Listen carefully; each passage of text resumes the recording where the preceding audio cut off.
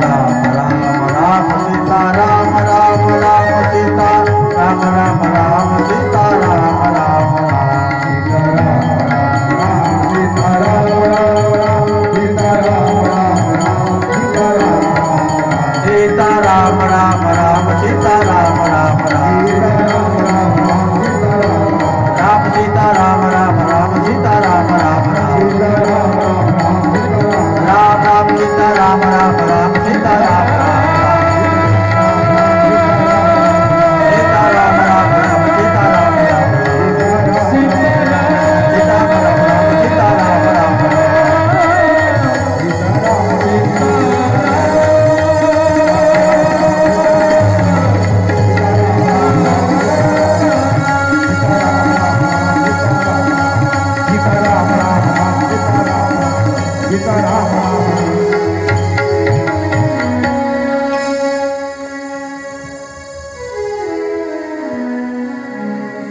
अतुलित बलधामं हेमशैलावदेहं तनुजवन कुशाणो ज्ञानिनामग्रगण्यं सकलगुणनिधानं वानरामाधीशं रघुपतिप्रियभक्तं वातजातं नमामि। पुण्डलीकवरदारि विठ्ठल श्री ज्ञानदेव माऊली ज्ञानेश्वर महाराज जगद्गुरु तुकाराम महाराज प्रभु रामचंद्र भगवान की जय पवन सुत हनुमान महाराज की जय। नमः पार्वती पतये हर हर महादेव।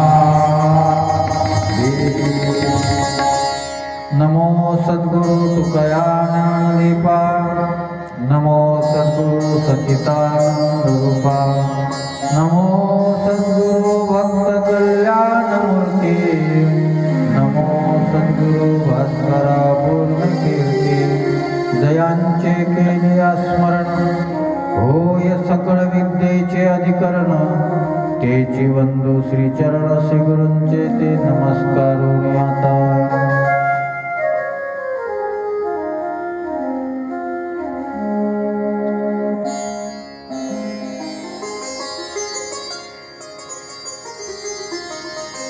भगवान पांडुरंग परमात्म्याच्या या अनुष्ठानावर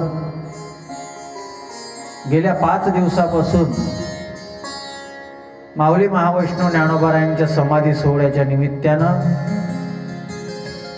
आपण रामकथेच्या माध्यमातून माऊली महावैष्णव ज्ञानोबारायांची सेवा करत आहोत। आज सकाळच्या प्रसंगामध्ये रामकथेच्या प्रवाहामध्ये आपण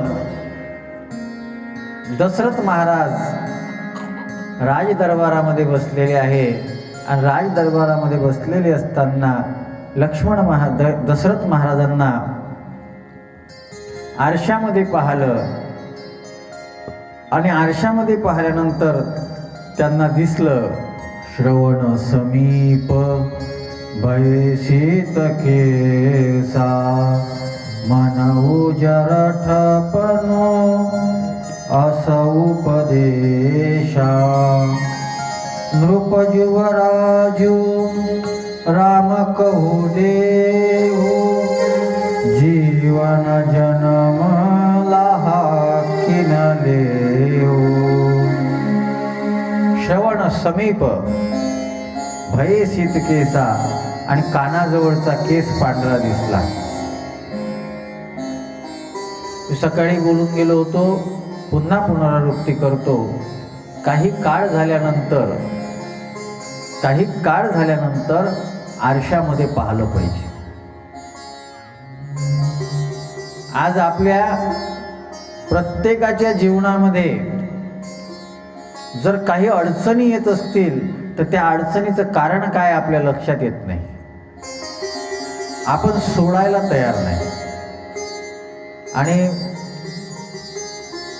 सोडता आलं पाहिजे, सोडावं लागते। तुम्ही नाही सोडलं तर काळ तुमच्याकडून सोडून घेणारच आहे। अधिकार सोडा, संपत्ती सोडा, तुमच्याकडे जेही काही असेल एक काळ संपल्यानंतर शरीराच्या मर्यादा आहेत आणि शरीर त्या मर्यादा आपल्याला दाखवून देते, त्या मर्यादा आपल्याला दाखवून देते. बरं, तुम्ही नाही सोडत म्हटलं तरी सोडावं लागते. तारुण्य अवस्था होती तर आपण मोठे मोठे सुपारीचे खडे खात होतो. आता म्हातारपण यायला सुरुवात झालं, चावता येते असली तरी खाता येत नाही. वयाचं बंधन आहे आणि वय आपल्याला सावध करत असते, सावध करत असते. काही लोक सोडतच नाहीत हो म्हातारपण. बरं, कधीपर्यंत करायचं मर्यादा? आज सगळ्यात जास्त सासू सुनेचे भांडणं काऊन होतात माहीत आहे? सासू सुनेला अधिकारच द्यायला तयार नाही. दिली पाहिजे कधी कधी. अरे आता आपलं आयुष्य कधीतरी संपणार आहे, तुम्ही राहणार नाही, मग ते कोणीतरी सांभाळणार आहे ना, मग त्याला देता आलं पाहिजे. आज सगळीकडे हेच अडचण आहे. कोणी कोणाला अधिकार द्यायला तयार नाही. कोणी आपल्यापाशी असणारी जी वस्तू आहे आता ती वापरता येत नाही, सोडून देता आली पाहिजे. दशरथ महाराजांच्या मनामध्ये विचार आला आणि दशरथ महाराज म्हणतात की ठीक आहे, आता रामाला युवराजपद दिलं पाहिजे. आणि त्याच्याकरता वशिष्ठ महाराजांना बोलवतात.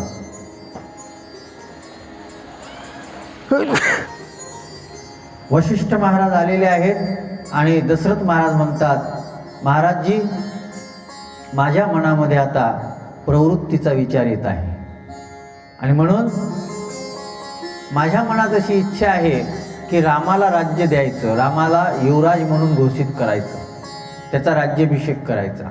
तुमचं काय मत आहे? आणि तुमचंही मत त्याच्याही पेक्षा अयोध्येतल्या लोकांचं काय मत आहे? खरी लोकशाही होती रामराज्यामध्ये. तुम्ही बघा, सगळं मत प्रभू रामचंद्राच्या सोबत होतं अयोध्येतलं. फक्त एकच मत, मंथरेचं मत नव्हतं, रामराज्याभिषेक झाला नाही.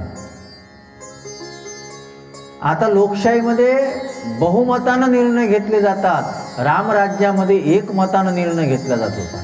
एक मत जरी विरोधात होतं तरी रामराजा बनले नाही. त्यांनी सांगितलं नाही, एक मत विरोधात आहे ना, मला राजा बनायचं.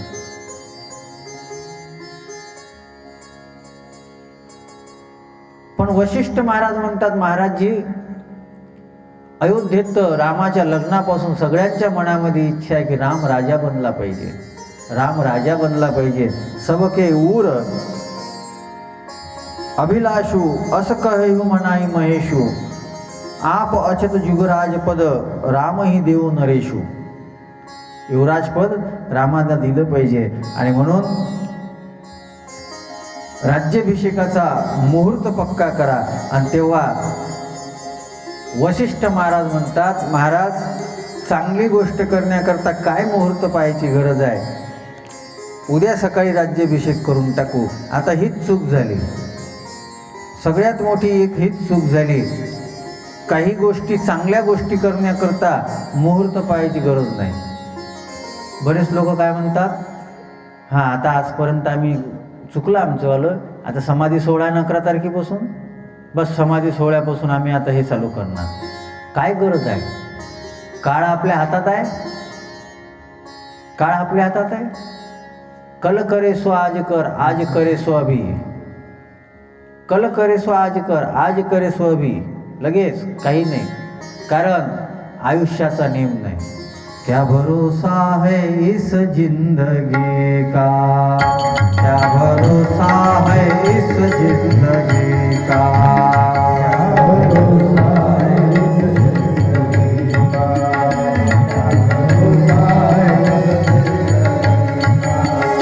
क्या भरोसा है इस जिंदगी का, क्या भरोसा है इस जिंदगी का, क्या भरोसा है इस जिंदगी का, क्या भरोसा है इस जिंदगी का.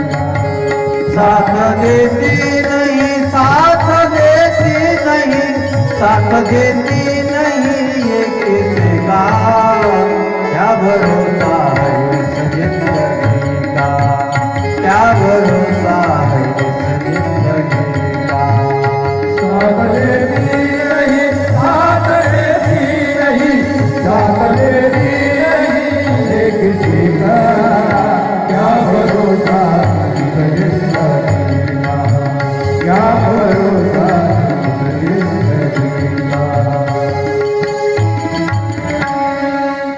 क्षमा बुझ जाएंगी जलते जलते, दम निकल जाएगा, दम निकल जाएगा, दम निकल जाएगा रोशनी का।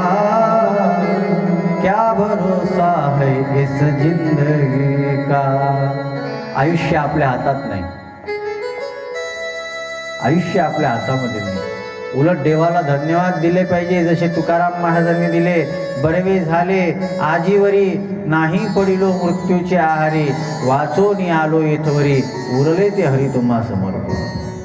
देवा, आपण तो काळ पाहला, कदाचित कोणाला वाटलं नसेल, माणूस माणसाला हात लावायला तयार नव्हता, कोणी कोणाच्या अंगणामध्ये जायला तयार नव्हतं. त्या कोरोनाच्या काळानंतरही आपण जिवंत आहोत. कित्येक आपले भाऊबंद, आपले नातेवाईक निघून गेले आपल्याला सोडून. आपल्याला आयुष्य मिळालेलं आहे, मग त्या आयुष्याचा लाभ घेतला पाहिजे. उद्या करू, नंतर करू, बरेच लोक असेच करतात. म्हणून पहिले 1-2 दिवस कथेला कमी येतात लोक. ते काय म्हणतात, जाऊ ना आखरी आखरी, पाहू ना आखरी आखरी 2 दिवस. म्हणजे पहिले आलं तर वाया जाते का. आखरीला कथा असते, पहिले काय धिंगाणं असते काय असते. पण आपल्याला सवय पडली. बरं, ही सवय परमार्थाच्या दृष्टीनं आहे आपल्याला, आणि संसाराच्या दृष्टीनं लग्न असेल तर कोणी म्हणते का जाऊ द्या ना, दूरचं आहे. तिथं किती दूरचं असलं तरी नाही नाही जावंच लागते, जावंच लागते, जावंच लागते, जावंच लागते, जावंच लागते. अरे, ज्यांच्या कार्यक्रमामध्ये जाण्याकरता आपण प्रयत्न करतो ना, त्यांचा आणि आपला संबंध केवळ या जन्माचा आहे. त्यांचा आणि आपला संबंध केवळ या जन्माचा आहे. पण हा कार्यक्रम देवाचा आहे, हा कार्यक्रम संतांचा आहे. आणि संतांचा आणि देवाचा संबंध तर किती जन्मजन्मांतरीचा आहे. ते आपले नाहीत का. आपले नाहीत. खरंच आपल्याला देव आपला वाटतो. त्यानं का आपलं समजावं, आपल्याला का आपलं समजावं. रामानं का आपलं समजावं आपल्याला. 5वा दिवस आला म्हणता म्हणता रामाची गोड कथा चालू आहे. सुंदर पद्धतीनं सगळेजण श्रवण करतात, वेळेवर सगळं होऊन राहिलं. पण तरीही आपला एवढूसा मंडप भरत नाही. का रामानं आपल्याला जवळ करावं, का करावं. थोडा तर विचार करावा लागेल.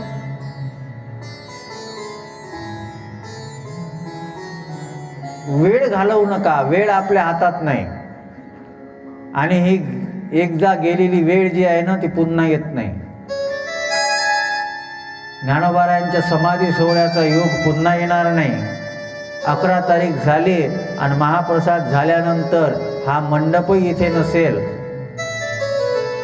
हे कथा सांगणारा महाराजही नसेल, हे व्यासपीठही नसेल, हे तबला वाजवायलाही नसेल, हे साथ द्यायलाही नसतील, हा साऊंडही नसेल, कोणीच नसेल. मग तुम्ही आहे, तुमचं काम आहे.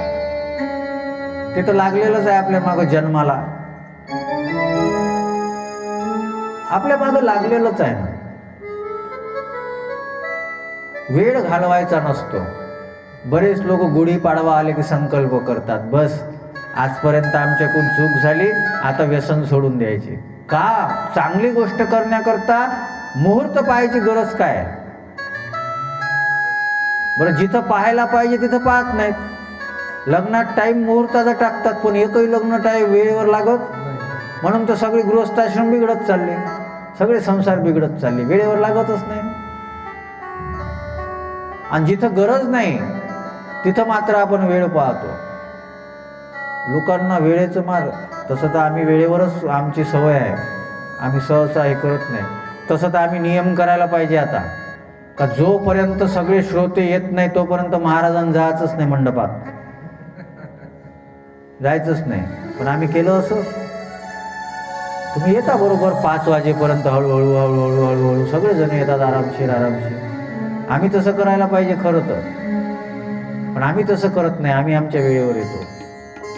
त्याचं कारण आहे, तुमच्यासाठी येत नाही, ती पत्रिका जेव्हा बनवते ना, ती पत्रिका बनवल्यानंतर देवाला दिली जाते आणि देवाला दिल्यानंतर देवाला आमंत्रण दिलं जाते आणि देव बरं कोणी नाही आले तुम्ही तर हनुमंतराय तर आहेच ना कथा ऐकायला.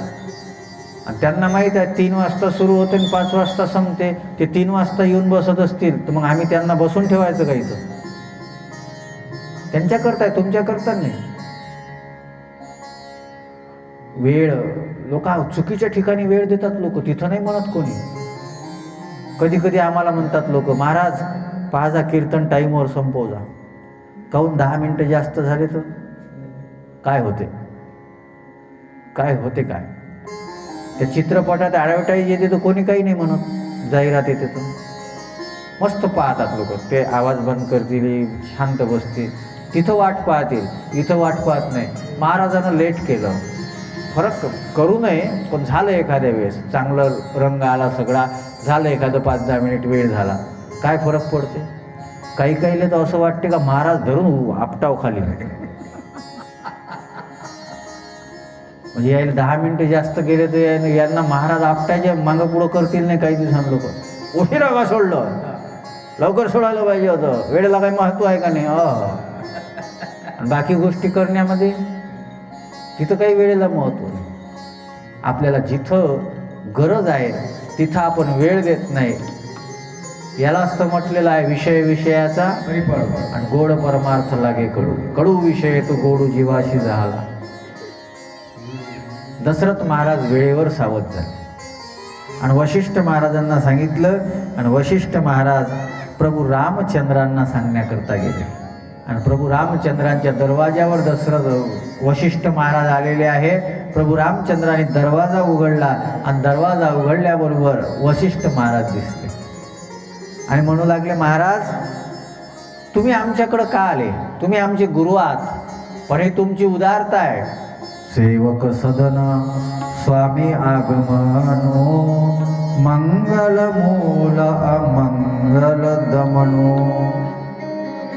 सेवकाच्या दरवाजामध्ये स्वामीने येणं हे तर उलट आहे. तुम्हाला गरज होती, तुम्ही आम्हाला बोलून घ्यायचं होतं, पण तरीही हे मंगलदायक आहे. तुम्ही आमच्या दरवाजात आले, खरंच सांगा काय काम आहे? तुमची उदारता आहे. प्रभुता त्याची प्रभू की न सने हो भयऊ पुनिता जय घेऊ. तुम्ही तुमची प्रभुता सोडली आणि प्रभुता सोडून आमच्याकडे आलेले आहात. महाराज सांगा ना तुमचं काय काम होतं? वशिष्ठ महाराज म्हणतात, रामा उद्या तुझा राज्याभिषेक होणार आहे.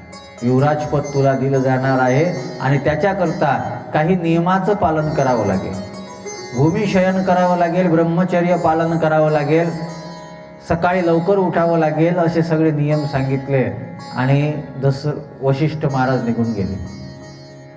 पण रामाचा चेहरा जे आहे ना, तो राम महाप्रभूचा चेहरा थोडा उदास झाला. सीतामातेनं लगेच ओळखलं.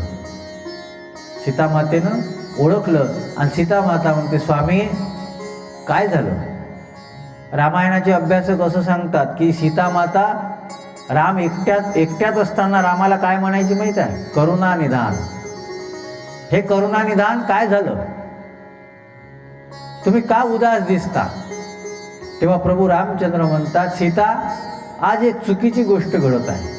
म्हणे काय झालं? म्हणे मी आणि माझे भाऊ सोबतच आहोत, एकाच दिवशी आमचा जन्म झाला. त्यांचा स्नेह आहे माझ्यावर म्हणून ते मला मोठं समजतात, माझा थोडा पहिले जन्म झाला म्हणून. पण आमचा एकाच दिवशी जन्म झाला. बरं आमचे लग्नही एकाच दिवशी झाले, पण तरीही मला अयोध्येची गादी मिळत आहे आणि माझ्या भावांना मिळत नाही, हे योग्य नाही आहे. बघा रामायण, हे रामायण आहे. प्रभू रामचंद्राला न मागता गादी मिळून राहिली, पण प्रभू रामचंद्र म्हणतात की मला एकट्याला गादी मिळून राहिली, योग्य नाही, माझ्या भावांनाही मिळायला पाहिजे. आज खरंच जेव्हा भाऊ एकमेकाच्या अंगावर कुऱ्हाड घेऊन धावतात ना, तेव्हा रामायण लज्जित होते. हो, या देशामध्ये रामकथा घडली. सगळ्यात पहिले शब्द आहेत रामाचे की माझ्यापेक्षा भरताला राज्य द्यायला पाहिजे होतं. भरत सगळ्या दृष्टीनं लायक आहे. बरं, आम्ही चौघही गादीवर बसलो असतो, आम्ही चौघही बसलो असतो. ज्या दिवशी हे होईल ना या देशामध्ये, या भारतभूमीमध्ये हे घडेल ना, त्या दिवशी खरंच रामायण सार्थक होईल. हे घडलं पाहिजे. बरं, काम नसताना भांडणं करतात. आज घराघरामध्ये मोठी विचित्र परिस्थिती आहे, पण कुठे कुठे आनंद वाटतो. आणि हे वारकरी संप्रदायाचे संस्कार आहे. आम्ही आता जिथं ज्या गावला होतो ना, अकोली जहागीरला, ज्यांच्याकडे आमचा मुक्काम होता मिसाळ, ते मोठे भाऊ MSCBमध्ये इंजिनियर आहेत कुडाळला, कोकणात, आणि लहान भाऊ शेती करतात. दोघंही भाऊ सोबतच राहत होते, झोपायचे सोबत, बोलायचे सोबत, सगळं. आणि हा मोठे होते हे, तरी त्या लहान्याला काय म्हणे, संजीव भाऊ चालणारे जेवाले, संजीव भाऊ चालणारे जेवाले. आम्ही तर ते पाहिल्यानंतर विचारात पडलो की दोन भाऊ खरंच असे राहू शकतात. मग आम्ही त्यांना म्हटलं गाव साहेब, तुम्ही राजू भाऊ वाटतच नाही, म्हटलं तुम्ही असं कसे काय राहता. तर त्यांनी एकच शब्द वापरला, हे म्हणे आमच्या घरी वारकरी संप्रदायाचे संस्कार आहे ना, म्हणून घडलं म्हणे, नाही तर आम्ही राहिलो नसतो म्हणे. आमचे आजोबा वारकरी होते, आमची आई वारकरी आहे, आणि आम्ही सेवा करतो समर्थ सद्गुरू गजानन महाराजांची, त्याच्यामुळे हे घडलं. आनंद वाटला त्यांना पाहिल्यानंतर, खरंच आनंद वाटला. दोघंही प्रेमानं बोलायचे, सगळं करायचे. आणि दोघं सांगत होते म्हणे, हा याची शेती मला देतो वाहायला, कधीच म्हणत नाही का याचा मक्ता दे का, हे दे का, ते दे, काय दे. आज भाऊ भाऊ भांडतात. बरं, भावाभावाचं भांडायचं कारण एकच आहे, एकच आहे, दुसरं कोणतंच कारण नाही. दुसरं काय कारण आहे? एकच कारण आहे, पैसे आणि इस्टेट, जमीन. बाकी दुसरं कोणत्याच गोष्टी करता भांडत नाही, काहीच नाही दुसरं. बरं, इस्टेट आणि पैसे कोणत्या भावानं सोबत नेले? कोण सोबत नेते? कोणी सोबत नेत नाही. पण तरी भांडणं त्याच्याकरताच आहे. कुऱ्हाड घेऊन अंगावर जातात हो एकमेकाच्या, वाईट वाटते ते पाहिल्यानंतर. आमच्याकडे आहेत वारकरी आहेत, पण चांगले आहेत. आता काय नावं सांगावं का त्याचे? गाथापाठ, ज्ञानेश्वर्या पाठ, तरी भावाच्या अंगावर कुऱ्हाड घेऊन. काय करून राहिलो आपण? रामायण ऐकल्यानंतर घराघरातले हे जे संबंध आहेत ना, हे संबंध सुधारले पाहिजे, तरच उपयोग आहे, नाहीतर उपयोग नाही. एक अशीच व्यक्ती परदेशामध्ये राहत होती, आणि भावासोबत त्याचं कसंच पटत नव्हतं, कसंच पटायचं नाही भावासोबत. आणि शेवटी एक दिवस तो भारतामध्ये आला, आणि भारतामध्ये त्याच्या घरापाशी रामकथा चालू होती. रामकथा चालू होती, आणि हेच भरत महाराजांचं रामचंद्राचं चरित्र चालू असताना त्याने ते कथा ऐकली, आणि लगेच आरतीच्या वेळेस तिथून उठला, आरती संपली, आपल्या घरी गेला, आणि न बोलणाऱ्या भावाला जाऊन सांगितलं म्हणे, माझ्याकडून चूक झाली, आपल्या दोघांचं खूप चुकलं, आपण असं केलं नाही पाहिजे. तुला माझी शेती तू वाहा, तुला जे द्यायचं ते मला देत जा. रामायण ऐकल्यानंतर हे व्हावं, आज सख्खा भाऊ पक्का वैरी बनलेला आहे. काय विचित्र परिस्थिती. आणि त्या मायबापांना काय वाटत असेल, जेव्हा दोन भाऊ, त्या आईनं उदरामध्ये त्यांना जन्म देताना इतक्या त्रास, हाल अपेष्टा सहन केल्या, आपल्याला जन्म दिला, आणि त्या आईच्या म्हातारपणामध्ये हे दोघही जण जर भांडत असतील तर त्या आईला काय वाटेल? तिला खरंच सेवेचं फल मिळेल? तिला खरंच अन्न गोड लागेल का? म्हणून ज्या देशामध्ये रामायण घडलं ना, त्या देशामध्ये भावाभावामधले संबंध सुधारले पाहिजे. दोन भाऊ मित्रासारखे प्रेमात बोलले पाहिजे. आणि हे जेव्हा घराघरात दिसेल ना, तेव्हा प्रभू रामचंद्र त्या घराला आशीर्वाद देतील. तोपर्यंत देणार नाही, पण आज दिसत नाही, तेव्हा वाईट वाटते. सीता मातेला प्रभू रामचंद्र म्हणतात, सीते हे असं व्हायला नव्हतं पाहिजे. ठीक आहे, आता वशिष्ठ महाराजांनी सांगितलं, माझ्या बाबांची इच्छा आहे, म्हणून करावं लागेल, पण मला हे पटलं नाही. आणि अयोध्येमध्ये सगळीकडे आनंद होणार होता आणि सगळे देवता काळजी करू लागले की आता राम जर राजा बनला तर रावणाच्या त्रासातून आम्हाला मुक्त कोण करेल. राम जर राजा बनला तर रावणाच्या त्रासातून आम्हाला मुक्त कोण करेल.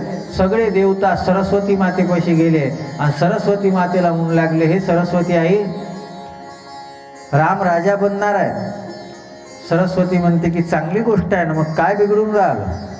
म्हणे आई, ते जर राजा बनले तर रावणाचा विध्वंस कोण करेल, रावणाच्या त्रासातून आम्हाला मुक्त कोण करेल. म्हणे मग तुम्हाला काय अपेक्षा आहे. म्हणे राम राजा बनला नाही पाहिजे. तुम्ही एक काम करा, अयोध्येमध्ये कोणाची तरी बुद्धी बिघडवून टाका, राम राजा बनता उपयोगाचा नाही. सरस्वती माता म्हणते, अरे देवता, तुम्ही इतके स्वर्गलोकामध्ये राहता पण तुमचे विचार किती क्षुद्र आहेत. उच्च निवास नीची करतो ते, देखी न सकै पराई विभूती. उच्च निवास नीची करतो ते, देख न सकै पराई विभूती. उच्च निवास नीची करतो ते, देख न सकै पराई विभूती. अरे स्वर्गलोकामध्ये राहता ना तुम्ही, तरीही तुम्हाला दुसऱ्याचं चांगलं दिसत नाही. स्वतःच्या स्वार्थाकरता अयोध्येमध्ये दुःख निर्माण झालं पाहिजे असा प्रयत्न करता. म्हणे आई, आमचं दुःख त्यांच्याशिवाय कोण दूर करू शकते. त्याच्याकरता तर भगवंताचा अवतार आहे. शेवटी सगळ्यांच्या सुखाचा विचार करताना सरस्वती माता अयोध्येमध्ये आली आणि विचार करू लागली की कोणाची बुद्धी बिघडवायची. ती विचार करू लागली, अयोध्येमध्ये इतके पुण्यवान लोक आहेत, इतके पवित्र विचारांचे लोक आहेत, यांची बुद्धी बिघडवणं शक्य नाही. ज्यांनी शरयू नदीचं पाणी पिलेलं आहे त्यांची बुद्धी बिघडवणं शक्य नाही. मग बुद्धी कोणाची बिघडायची. त्यांच्या लक्षात आलं की कैकेयी सोबत एक दासी आलेली आहे.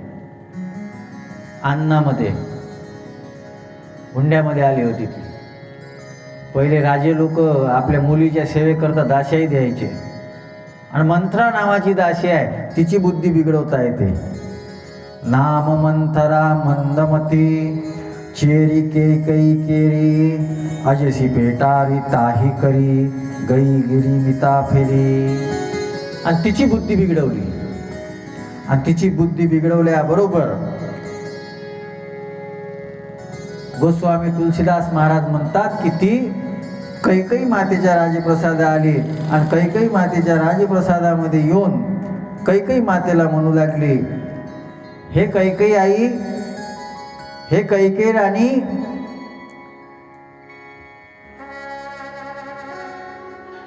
तुला माहित आहे काय, राम राजा बनणार आहे. राम राजा बनणारा हे शब्द जसे कैकेयीच्या कानावर पडले, कैकेयीला खूप आनंद झाला. आणि कैकेयीनं लगेच गळ्यातला हार काढला आणि तो हार मंथरेला देणार. मंथरेला देणार तितक्यात मंथरा म्हणू लागली की मला जास्त प्रयत्न करावे लागतील. आणि मंथरा नाराज होत नसते, अजून प्रयत्न करू लागली.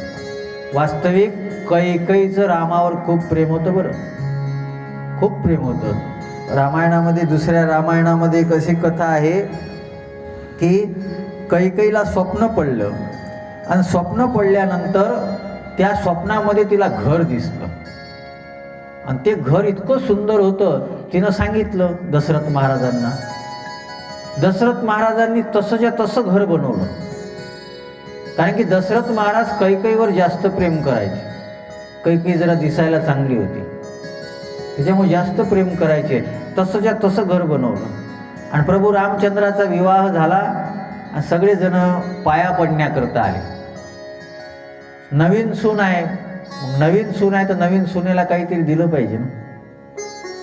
तेव्हा प्रभू रामचंद्र आणि सीता माता जेव्हा कैकई मातेच्या पाया पडले ना, तर त्या कैकई मातेनं तो जो महाल होता तिच्या आवडीचा बनवलेला, तो महाल रामाला देऊन दिला, सीतेला आणि रामाला. हा आजपासून तुमचा आहे. तिचं खूप प्रेम होतं. राम राजा बनणार हे म्हटल्याबरोबर तिला इतका आनंद झाला, इतका आनंद झाला की ती आनंदानं हर्षानं विचार करू लागली, वा किती चांगली बातमी दिली कैकई. मंथरे हे घे, तुला हार घे, अजून तुला काय पाहिजे सांग. मंथरा म्हणते, राणी साहेब तुम्ही फार भोळ्या आहात, तुम्हाला माहीत नाही, तुम्ही फार भोळ्या आहेत. अहो इतकं भोळं राहून चालत नाही. मग काय झालं म्हणे, तुमच्या सोबत कपट झालेलं आहे. कोणतं कपट म्हणे, सगळ्या अयोध्येमध्ये ही बातमी माहीत आहे की रामाचा राज्याभिषेक होणार आहे, तुम्हाला माहीत आहे. म्हणे नाही, आत्ता ठरलं असेल आणि मग राजे आले नाहीत अजून, दशरथजी, ते आल्यावर मला सांगतील. मग ही मंथरा जी असते ना मोठी विचित्र राहते. मंथरा आहे बरं, अजूनही मेली नाही. ते मंथरा आहे म्हणूनच तर घरं फुटा लागले. मंथरा आहे, अजून मेली नाही. ती मंथरा म्हणते, तुम्हाला माहीत नाही, अयोध्येमध्ये पहिलेपासूनच ठरलेलं आहे, पण तुम्हाला अंधारात ठेवण्यात आलं. आता ही बुद्धी भेद करून राहिली, पण तरीही कैकई म्हणते, काही बोलते का. शेवटी मंथरा म्हणते, दशरथ महाराजांच्या मनामध्ये तुमच्याविषयी चुकीचा भाव आहे म्हणून तुमच्यासोबत खोटं बोलले, आणि दशरथाविषयी अपशब्द जशी बोलली तशी मंथरेच्या कानाखाली कैकईनं लगावली. मंथरे, तुला मी माझी चांगली दासी म्हणते, माझ्या माहेरहून तुला आणलेला आहे म्हणून तू काही बोलायला सुरुवात केली. आपण आपली पायरी विसरून राहू नये. तू दासी आहे, दासी. ज्यांचं अन्न खाते त्यांच्यावर उलटते. असे असतात बरं, असे खूप असतात.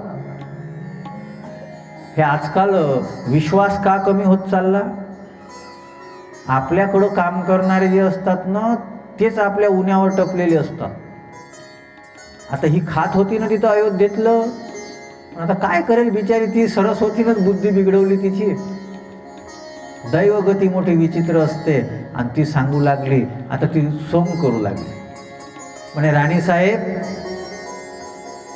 तुम्ही मला मारलं, काही हरकत नाही, तुम्ही राणी आहात, तुम्हाला अधिकार आहे मला मारायचा, पण मला एक गोष्ट सांगा, मी तुम्हाला जे सांगून राहिली, जर राम राजा बनला काय, तुमचा पोरगा राजा बनला काय, मला काय फायदा आहे.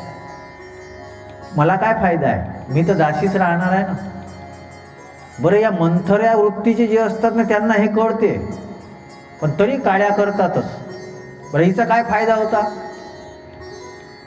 हे मंथरान कैकई हे असे पात्र आहेत ना रामायणामध्ये, हे इतके चुकीचे वागले, अयोध्येतला आनंद बिघडून टाकला. पण एक गोष्ट लक्षात ठेवा, आजही कोणाचं नाव कैकई नाही, कोणाचं नाव मंथरा नाही. इतके चुकीचे वागले ते. म्हणजे अयोध्येतल्या आनंदाला ज्यांनी गालबोट लावलं, अयोध्येतला आनंद नष्ट करण्याकरता ज्यांनी प्रयत्न केले, आज इतके वर्ष होऊन गेले, त्रेतायुगामधली कैकई आणि मंथरा, पण आज कोणी नाव ठेवत नाही. आता त्यांचं फक्त नाव चालत नाही, तर अशा स्वभावाचे लोक चालतील का. हा मंथरेचा स्वभाव गेला पाहिजे. याच्याकरता सगळ्यात महत्त्वाची गोष्ट आहे, आपण दुसऱ्याच्या घरामध्ये हस्तक्षेप करू नये. लोकांना खूप सवय पडली. काय म्हणते तो आई सून, पाहिजो डोक्यावर नको बसू देजो, तुले काय करावं लागते, ते डोक्यावर बसो का ते तिची पालखीत काढव, तू तुले काय त्रास आहे. नाही, मी आता सरळच केली हो, आम्ही काय पाहिलं घरात येऊ. काय हे मंथराज आहेत. मंथरा मेली नाही, मेली नाही मंथरा. कुठं रामायणात वर्णनच नाही मंथरेला कोणी मारलं म्हणून. रावण तरी मेला, पण मंथरा नाही मेली अजूनही ती फिरून राहिली.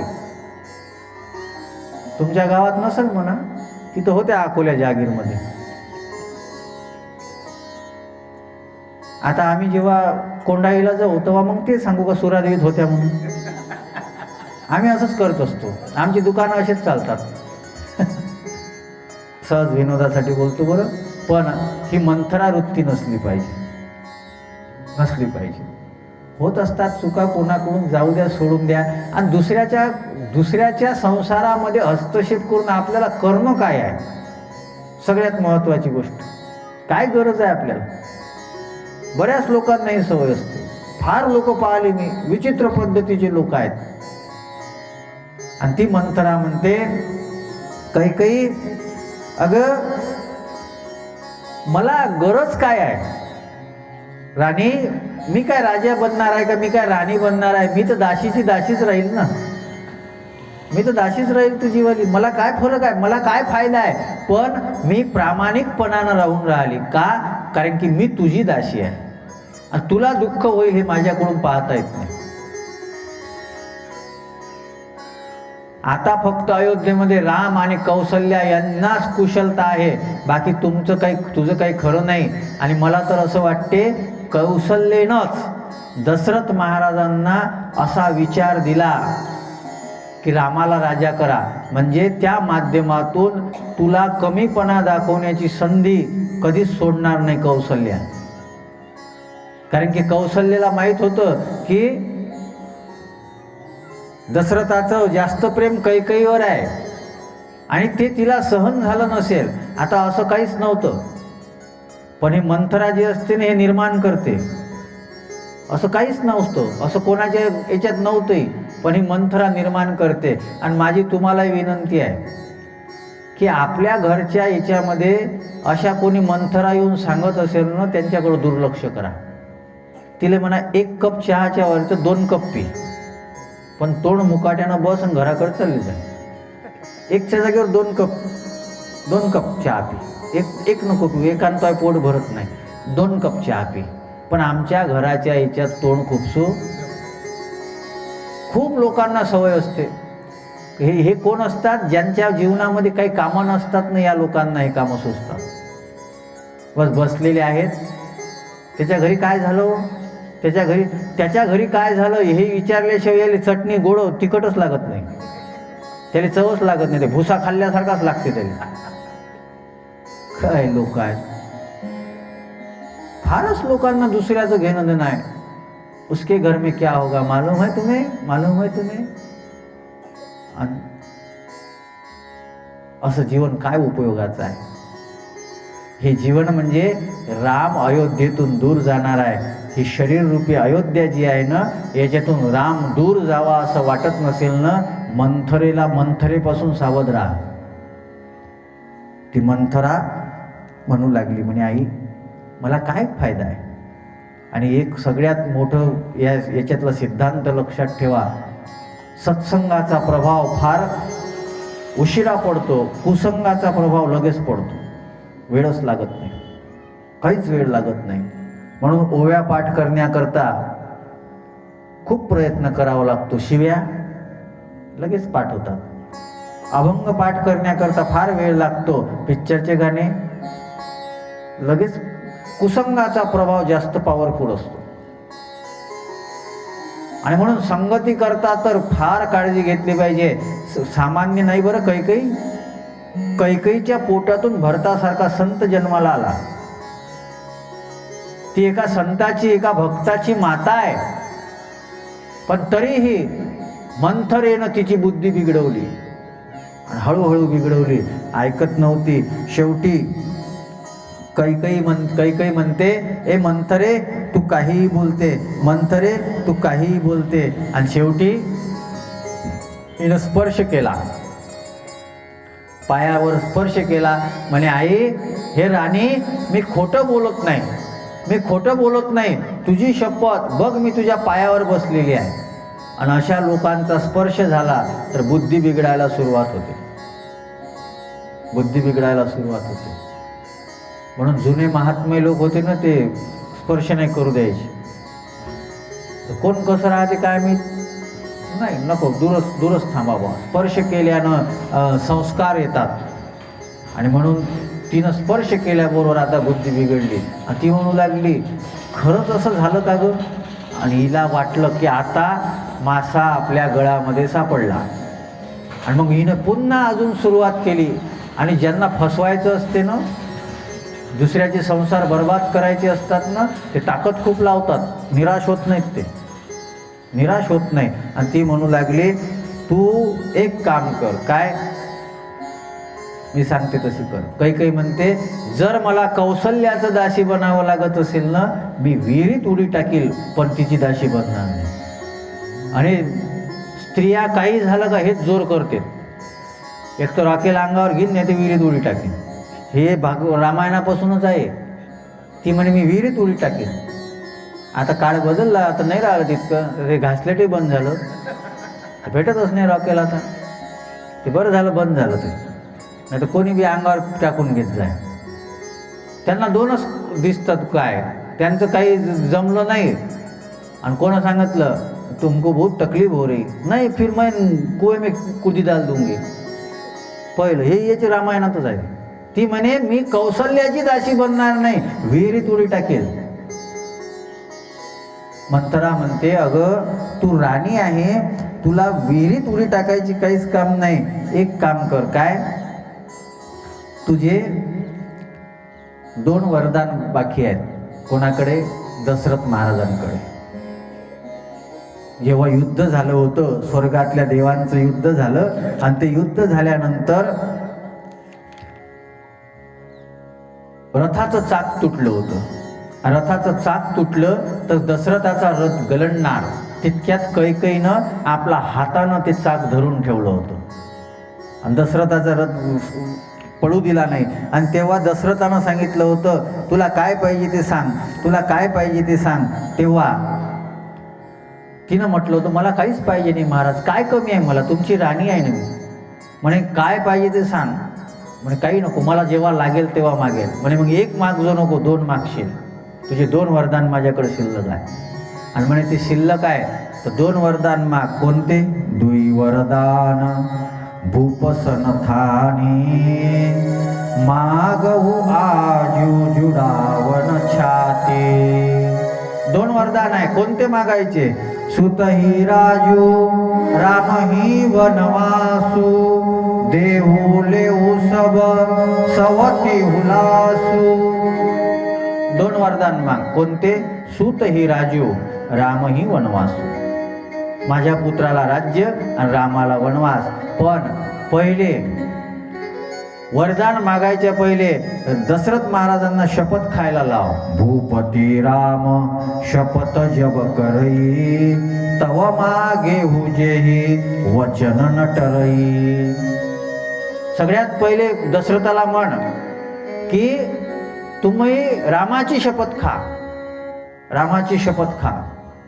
रामाची शपथ खाल्ल्यानंतर ते वचनापासून फिरणार नाही. 2 वरदान मागा. म्हणे देतील का? हो नक्की देणार. आणि ही तयार झाली.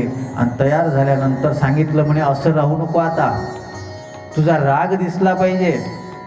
मग हा राग कसा दिसला पाहिजे? म्हणे सगळे वस्त्र अलंकार काढून टाक, गळ्यातले दागिने काढून टाक, काहीच ठेवू नको, कपाळावरचं गंध मोडून टाक, काळे कपडे घाल. आणि काळे कपडे घालून कोप भवनामध्ये जा. कोप भवन म्हणजे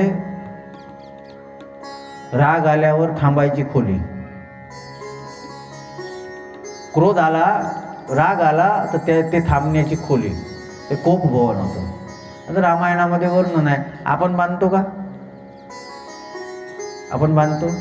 आपण डायनिंग हॉल बांधतो, किचन हॉल बांधतो, बेडरूम बांधतो, हॉल बांधतो, बाथरूम बांधतो, टॉयलेट बांधतो.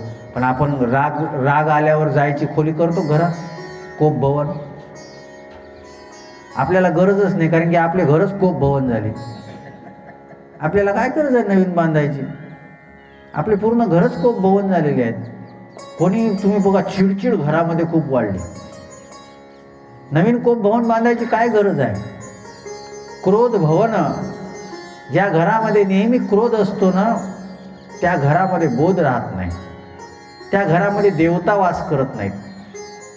झाली ती काळे कपडे घातले. आणि काळे कपडे घातल्याबरोबर ती तिकडं चालली गेली आणि कोपभवनमध्ये गेली. दशरथ महाराज इकडे ठरलेलंच होतं की कोणतीही चांगली गोष्ट झाली की सगळ्यात पहिले दशरथ महाराज कैकेयीच्या राजप्रसादात जायचे आणि कैकेयीच्या राजप्रसादामध्ये यायला तयार झाले. आणि पाहतात तर काय, राजप्रसादामध्ये कोणीच नाही, राणी नाही. मंथरा उभी दिसली, खाली मान घालून उभी होते. आणि मंथरेला पाहिल्याबरोबर दशरथ महाराज म्हणतात, ए मंथरा, ए दासी मंथरा, कैकेयी महारानी कहाँ है? बोले महाराज जी क्षमा कीजिए, महारानी जी कोप भवन में गई है.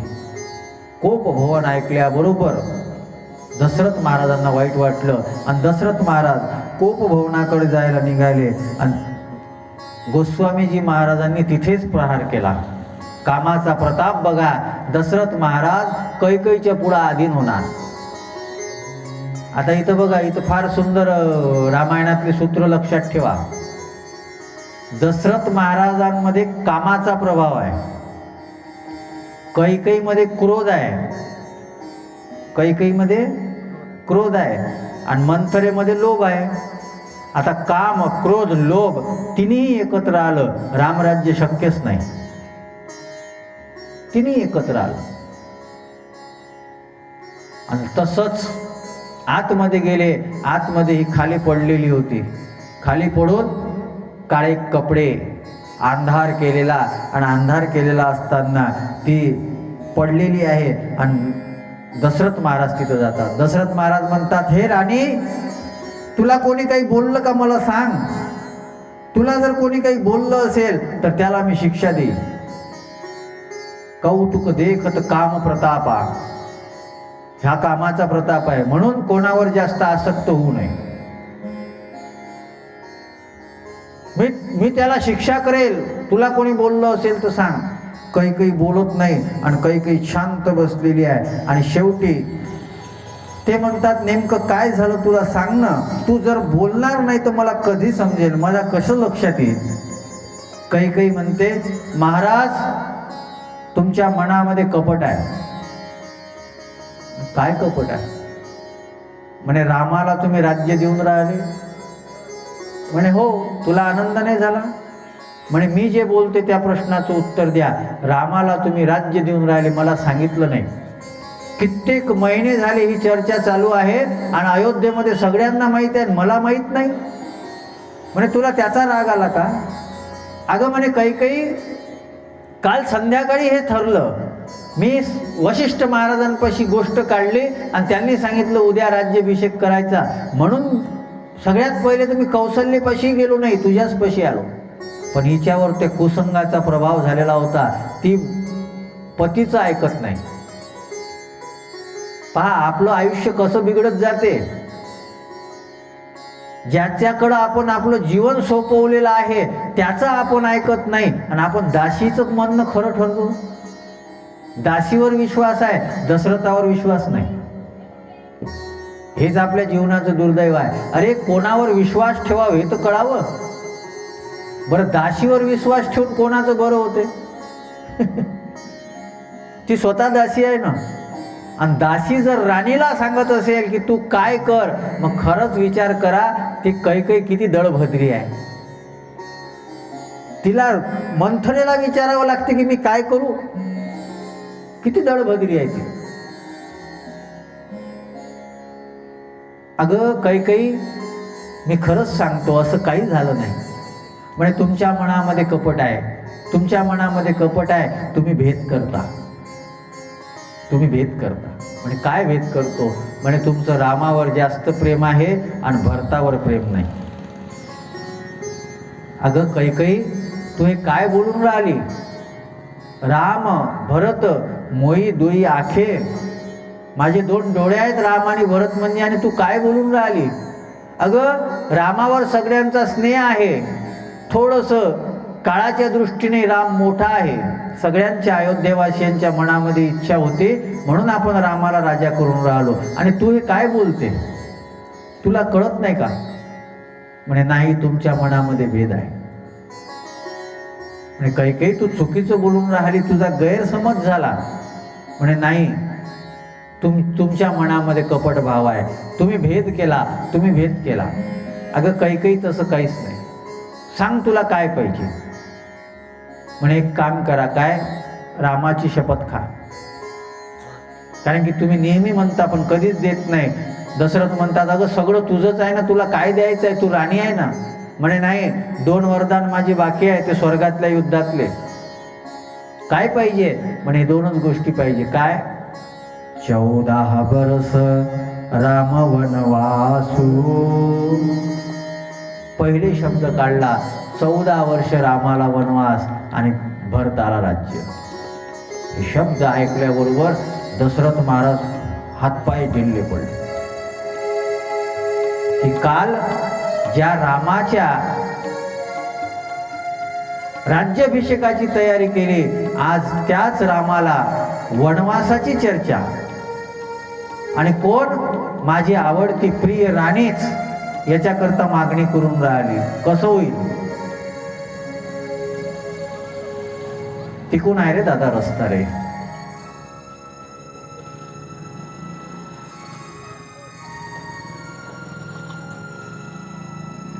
असं गेटवर कोणीतरी थांबलं पाहिजे, नाही तर तिथं काहीतरी लावून दिलं पाहिजे.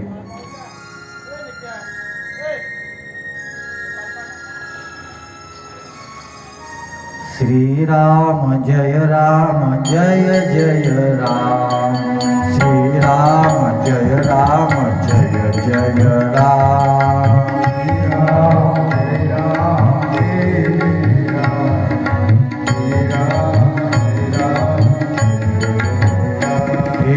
श्रीराम जय राम जय जय राम.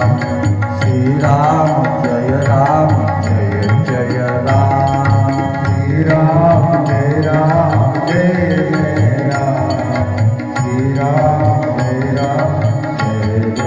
राम. हे श्रीराम जय राम जय जय राम. श्रीराम जय राम जय जय राम. राम जय राम जय जय राम. श्री राम जय राम. श्री राम जय राम जय जय राम. श्री राम जय राम जय जय राम. श्री राम जय राम जय जय राम. श्री राम जय राम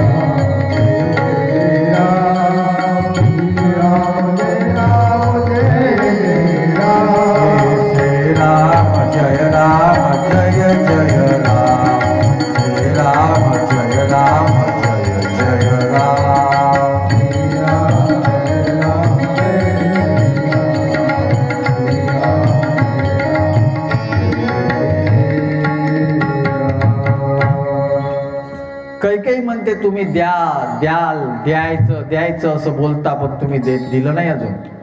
तुला काय पाहिजे सांग.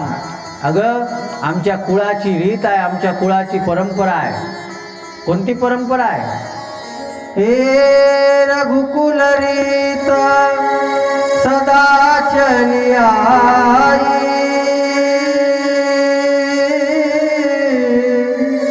प्राण जाए पर वचन न जाए. राम सिया राम जय जय राम. सिया राम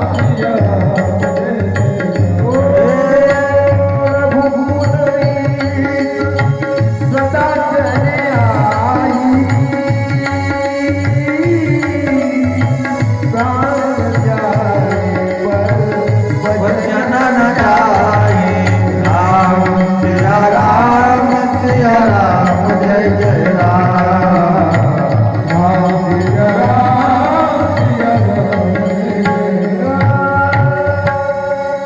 रघुकुल रीत सदा चली आई. प्राण जाए पर वचन जाई.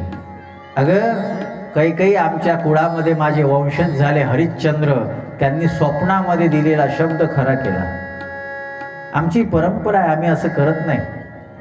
कारण की आमचं मत आहे, नाही असत्य समपातक पुंजा. असत्यासारखं दुसरं पातक नाही.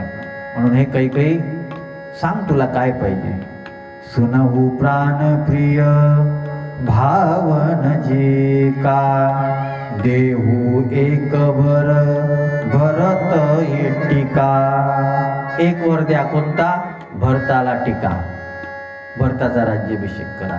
आणि दुसरं मागऊ दुसर बर कर जोरी, पुरवहु नाथ मनोरथ मोरी. दुसरं काय पाहिजे? तापस वेश विशेष उदासी, 14 वर्ष राम वनवासी. 14 वर्ष राम वनवास. शब्द जसे कानावर पडले तसे दशरथ महाराज खाली गोठसरले. दशरथ म्हणतात, कैकेयी अगं काय मागितलं तू? रामाला वनवास? तुला काही वाटत नाही? अगं तुझंच किती प्रेम आहे त्या रामावर, त्या रामाचं भरतावर किती प्रेम आहे, भरताचं रामावर किती प्रेम आहे. आपण किती भाग्यवान आहोत. आपल्याला पुत्र किती चांगले मिळाले आणि तू काय मागते? बरं, तू भरताला राज्य म्हटलं असतं तर आपण करून टाकू, काही फरक पडणार नाही. रामाला वनवास का?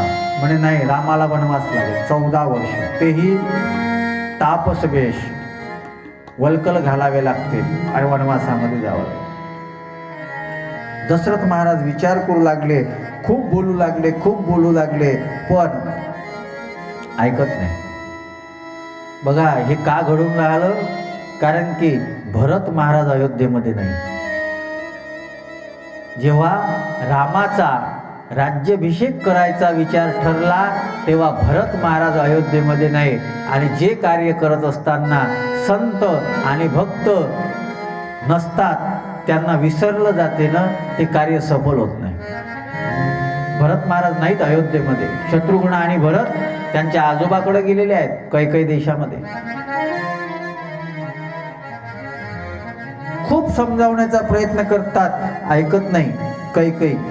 आणि रात्र तशीच चालली, पण अयोध्येमध्ये काय झालं कोणाच्या लक्षात येत नाही. सगळी तयारी सुरू आहे, सगळीकडे चांगलं वातावरण आहे की आमचा राम राजा बनणार आहे, आमचा राम राजा बनणार आहे. पण नशिबामध्ये काय वाढवून ठेवलेलं आहे कोणालाच माहित नाही. सकाळी लवकर दशरथ महाराज तयार होत असतात, पण आज दशरथ महाराज तयार झालेले नाही. आणि त्याच्यामुळं काय झालं? सुमंत महाराजांना पाठवतात. दशरथ महाराज त्यांच्या राजप्रसादामध्ये नाही. कुठे आहेत दशरथ? कुठे आहे? कैकेयीकडे गेलेत. कैकेयीच्या राजप्रसादापाशी जातात. कैकेयीच्या राजप्रसादामध्ये कोणी नाही. दासी म्हणतात, रात्री महाराज आले होते आणि महाराज कैकेयी कसे जाणार? पण कैकेयी कोपभवनामध्ये होते, महाराजही तिथे आहेत. कैकेयी काळे वस्त्र घालून पडलेली आहे आणि दशरथ महाराज खालीच पडलेले आहे, मुकुट पडलेला आहे, केस विस्कळीत झालेले आहे आणि राम राम राम असा आवाज देतात. काय झालं काही समजत नाही.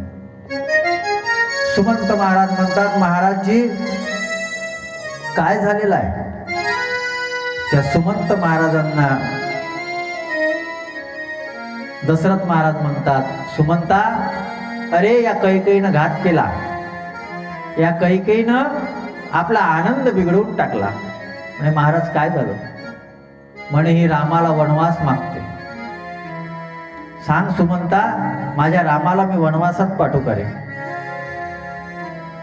सुमंत म्हणू लागले, काल रात्री राज्याभिषेकाचा विषय, आज सगळी तयारी सुरू आणि हे काय नवीन घडलं माझ्या अयोध्येमध्ये?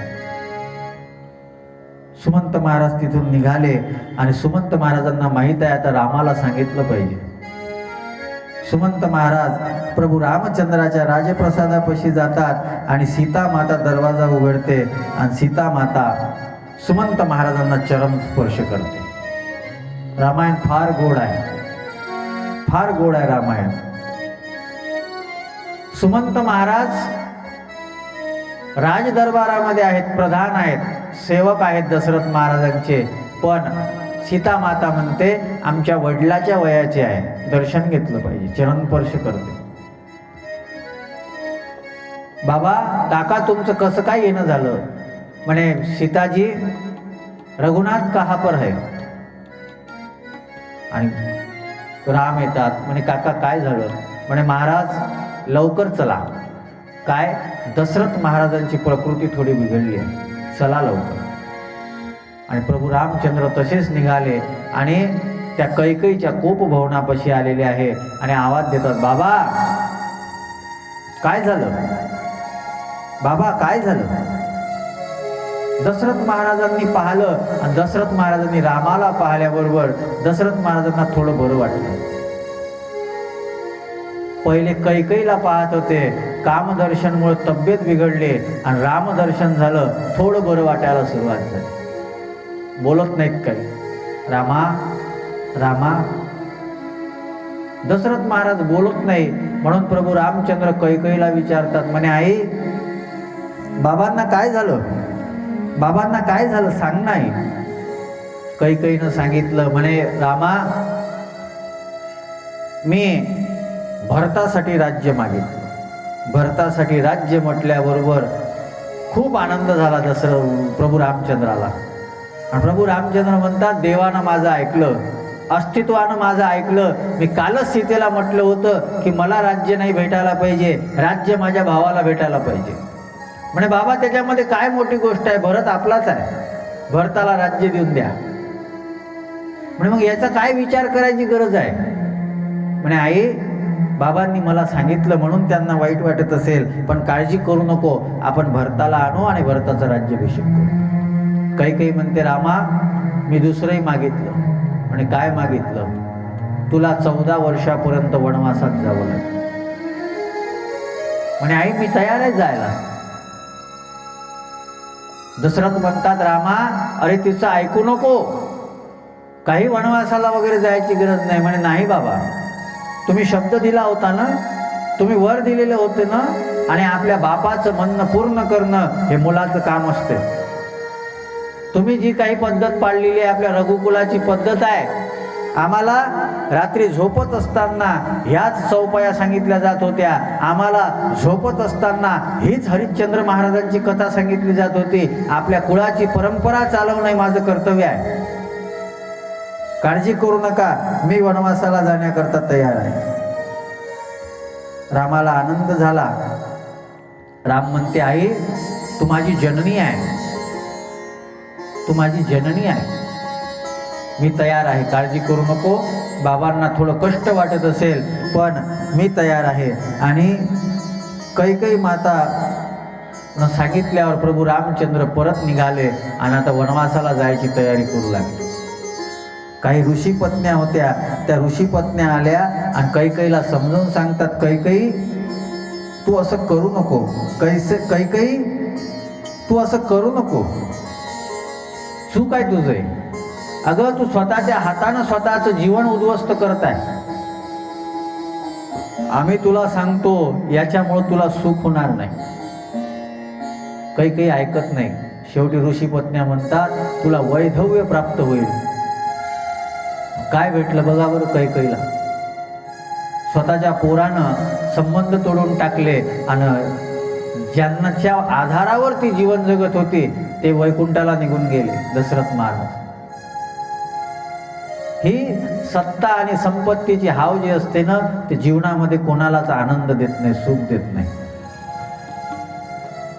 महाराज तयार झालेले आहे आणि इकडे आले. इकडे आल्यानंतर कौसल्या माता तयारी करत होती. कौसल्या माता विचार करते, आज माझा राम राजा बनणार, आज माझा राम राजा बनणार. आणि राम आणि सीता जेव्हा राजसिंहासनावर बसतील ना, मी आरती ओवाळेल. माणसाचं आयुष्य असंच असते. आपण जे विचार करतो, आपण मनामध्ये जे ठरवतो ते आपल्या हातात नसते. कारण की जिने पराधीन आणि का हाती दृढपाशी बहु बांधिलो संचिती. आपण कर्मामध्ये बांधलेलो आहोत, कर्मामध्ये बांधलेलो आहोत. कौसल्या माता तयारी करून राहिली आणि कौसल्या माता तयारी करत असताना प्रभू रामचंद्र तिथं आले. आणि रामचंद्र आल्यानंतर कौसल्या मातेला म्हणतात, आई आई तिथे पाहिलं आणि तिथं पाहिल्यानंतर सगळेजण शांत आहेत. कौसल्या माता म्हणते, अरे राम, कोणी का बोलत का नाही आणि तू अजून तयारी का केली नाही? अरे थोड्या वेळाने तुझा राज्याभिषेक आहे ना, तू तयारी नाही केली? म्हणे आई काय? आई मला वनवासाला जायचं आहे. वनवास कशासाठी? आई, कैकई आईने भरता करता राज्य मागितलं आणि माझ्याकरता वनवास मागितलं. वनवास शब्द ऐकल्याबरोबर कैकेयीच्या कौसल्याच्या हातामध्ये जी आरतीचं ताट होतं, त्या आरतीचं ताट खाली पडलं. पण तरी तिनं स्वतःला सावरलं. ती कौसल्या रामाला म्हणते, अरे आमचं नशीब फुटकं आहे. मी इच्छा केली होती तुझी आरती करणार, तुझं स्वागत करणार, माझा पुत्र राजा बनणार, आम्ही त्याचं सुखात राहू. पण नियतीला हे मान्य नाही. पण मी तर धर्मसंकटात पडले रे, मी धर्मसंकटात आहे. कारण एकीकडे तू आहे, तू वनामध्ये चालला, आणि दुसरीकडं माझे पती आहेत जे पडलेले आहेत तिथं. पण रामा, मला असं वाटते की माझं पहिलं कर्तव्य जे आहे ना, माझ्या पतीची काळजी घेणं हे माझं कर्तव्य आहे. भारतीय संस्कृतीमध्ये धर्म आणि स्नेह इथं जेव्हा संबंध आला ना, तेव्हा भारतीय संस्कृतीतला कोणीही जबाबदार व्यक्ती असेल त्यानं स्नेहाला महत्त्व दिलं नाही, धर्माला महत्त्व दिलं. माझा धर्म आहे. रामा, तुझ्यासोबत मी यायला पाहिजे होतं, पण मी येऊ शकत नाही, कारण माझ्या पतीला माझी गरज आहे. रामायणातलं प्रत्येक पात्र दिव्य पात्र आहे. ती कौसल्या आई रामाला म्हणते, रामा तू जाशील, आत्ताच विवाह झाला रे, सीतेचं कसं करायचं? राम विचार करू लागले आणि तितक्यात सीता माता तिथं आलेल्या आहे. सीता माता उभ्या असताना प्रत्येकाचे चेहरे कोमजलेले आहेत, प्रत्येकाच्या चेहऱ्यावर दुःख दिसून राहिलं. कौसल्या मातेच्या डोळ्यामधले अश्रू जे होते. सीता माता म्हणते, स्वामी काय झालं? आई काय झालं? म्हणे, सीता क्षमा कर आम्हाला, रामाला वनवासाला जायचं आहे, पण सीता तू आमच्याकडेच राहा, तू आमच्याकडेच राहा. रामही समजून सांगतो, सीते तू इथे थांब, बाबाची काळजी घे, आईची काळजी घे, सगळ्यांना सांभाळ. पण सीता पहिल्यांदा बोलते आणि बोलत असताना म्हणते, आई मला क्षमा करा, आजपर्यंत तुमच्या समोर मी कधी यांच्यासोबत बोलली नाही.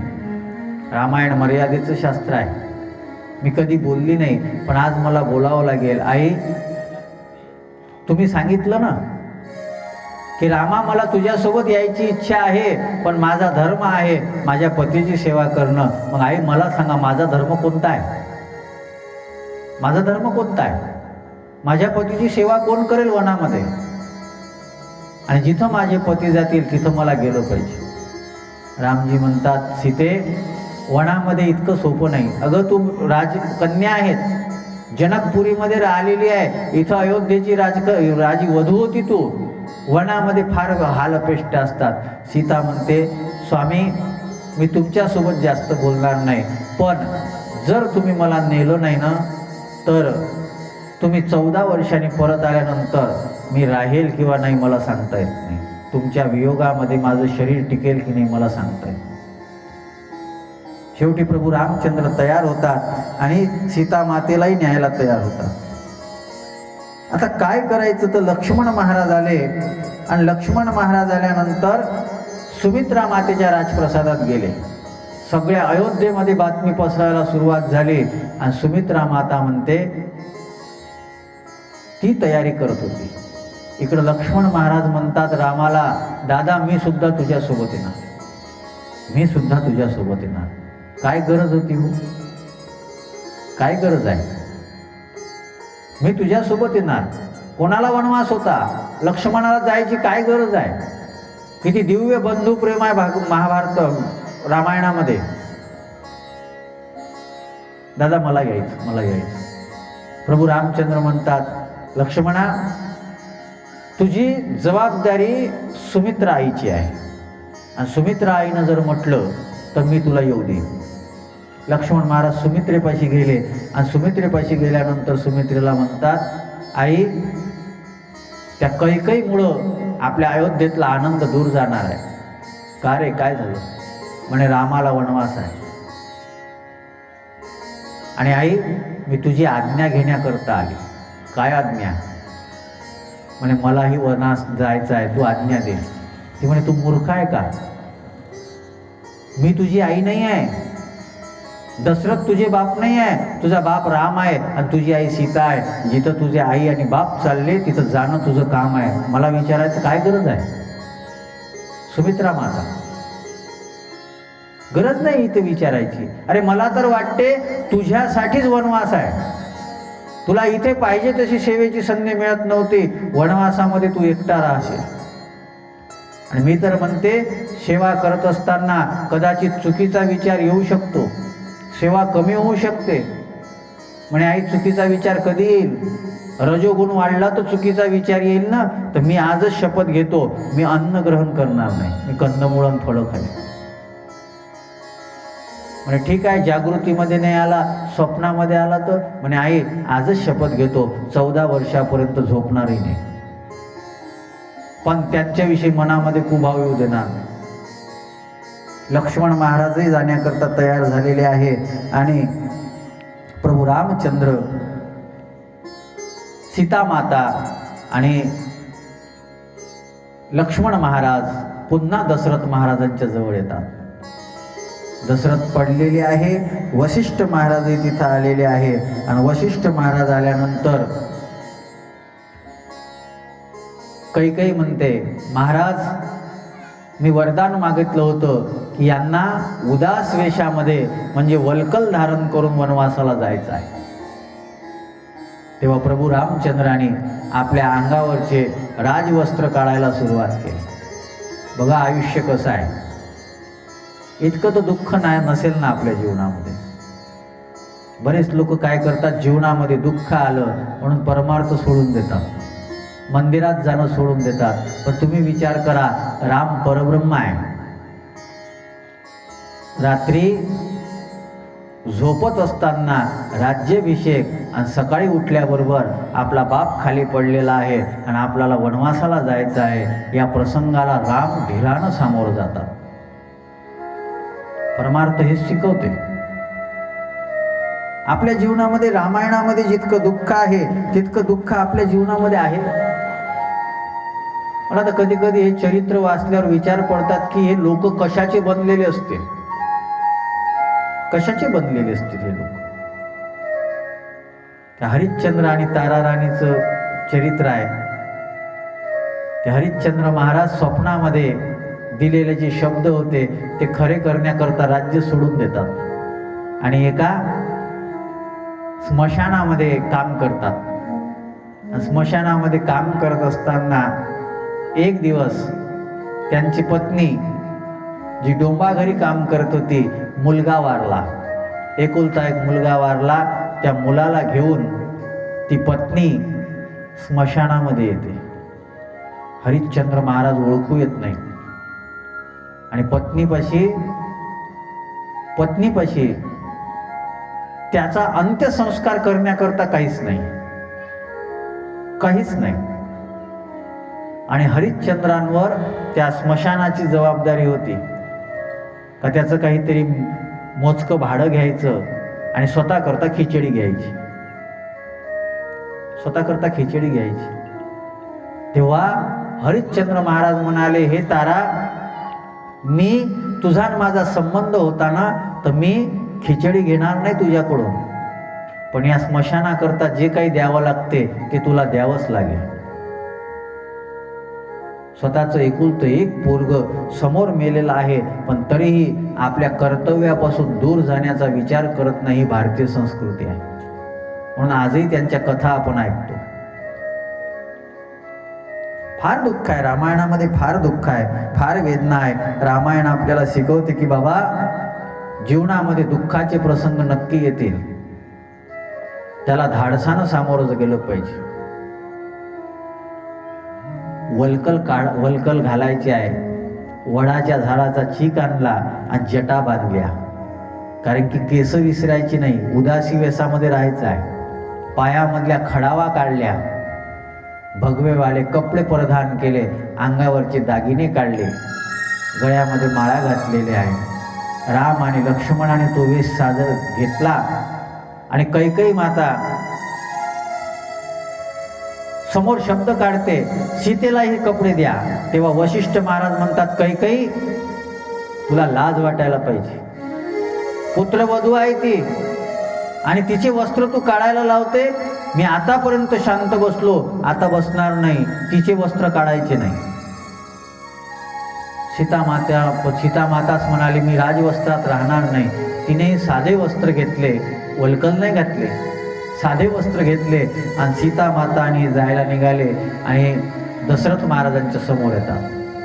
दशरथ महाराज म्हणतात, रामा, अरे माझे शब्द खरे करण्याकरता तू प्रयत्न करू नको, जाऊ दे.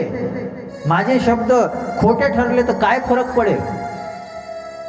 काय फरक पडेल सांग ना. फरक काय पडणार आहे? जाऊ दे तिकडे, माझे शब्द खोटे ठरले तर चालतील, मला काहीही शिक्षा झाली तर मान्य आहे, पण तू जाऊ नको, अयोध्येला अनाथ करू नको, अयोध्येला अनाथ. राम म्हणतात, नाही बाबा, मला गेलं पाहिजे. आणि रामाला, लक्ष्मणाला, सीतेला जाण्याकरता सुमंत महाराजांना सांगतात दशरथ महाराज, सुमंता 2-3 दिवस यांना वनवासामध्ये फिरवून आण, परत आण. सगळा अयोध्येतला समाज दरबाराच्या समोर उभा झालेला आहे आणि सगळेजण राम बाहेर आल्याबरोबर रामाच्या मागे जाऊ लागला. राम म्हणतात, तुम्ही कशाला येता? म्हणे, नाही, जहा राम तहा अवध. आमच्याकरता जिथे राम आहे तिथेच आमची अयोध्या आहे, आम्ही इथे थांबणार नाही. आणि सगळा समाज प्रभू रामचंद्रासोबत निघाला. अयोध्येमध्ये वेदनाच वेदना आहे. आयुष्य कसं असते बघा. आज आमचा राम राजा बनणार याच्याकरता प्रयत्न करणारे सगळे अयोध्येतले लोक जे होते ना, आज राम वनवासाला चालला, त्यांच्या सोबत जात आहे. अयोध्येमध्ये सगळं वातावरण बिघडलेलं आहे आणि अशा परिस्थितीमध्ये प्रभू रामचंद्र तमसा नदीच्या किनाऱ्यावर आले. रात्र झाली आणि रात्र झाल्यामुळं तिथे सगळेजण झोपले आणि राम आणि सीता हे शयन करत असताना दर्भावर झोपले. ते पाहून लक्ष्मणाला फार वाईट वाटलं आणि सुमंत आणि त्यांचा संवाद झाला आणि रामाला वाटलं की हे सगळेजण माझ्या सोबतच येतील, म्हणून रामानं सगळ्यांना झोपलेलं ठेवलं आणि राम, लक्ष्मण, सीता माता सुमंत महाराजांसोबत रथात बसले आणि रथ अयोध्येतल्या लोकांना तिथे सोडून समोर निघून गेला. फार सुंदर भाव संतांनी सांगितला की तुमची थोडीशीही तुम्हाला अज्ञानाची झोप लागली, तुमची जागृती जर कायम नसली तर आपल्याला तिथेच थांबावं लागते, आपली गाडी समोर जाऊ शकत नाही. आणि राम आणि लक्ष्मण सीता समोर गेलेली आहे आणि समोर गेल्यानंतर गंगेचा काठ आलेला आहे आणि त्या गंगेच्या काठावर तमसा नदीमध्ये गुह महाराज जे होते, त्या गुह महाराजांनी प्रभू रामचंद्राची व्यवस्था केलेली आहे आणि त्या गुह महाराजांसोबत भगवंताचा फार गोड संवाद झाला आणि केवट महाराजांचं चरित्र आहे, त्याचंही चिंतन करायचं आहे. पण तत्पूर्वी थोडंसं भगवत भजन करू आणि नंतर समोर उरलेला कथाभाग.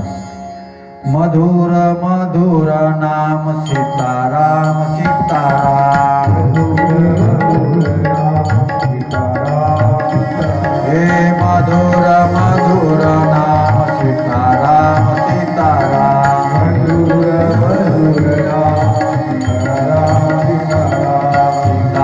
सीताराम सीताराम सीताराम, सीताराम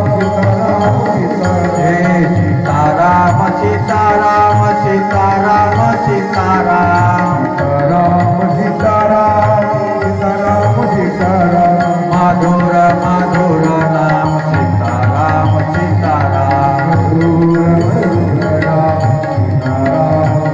हे मधुर मधुर नाम सीताराम सीताराम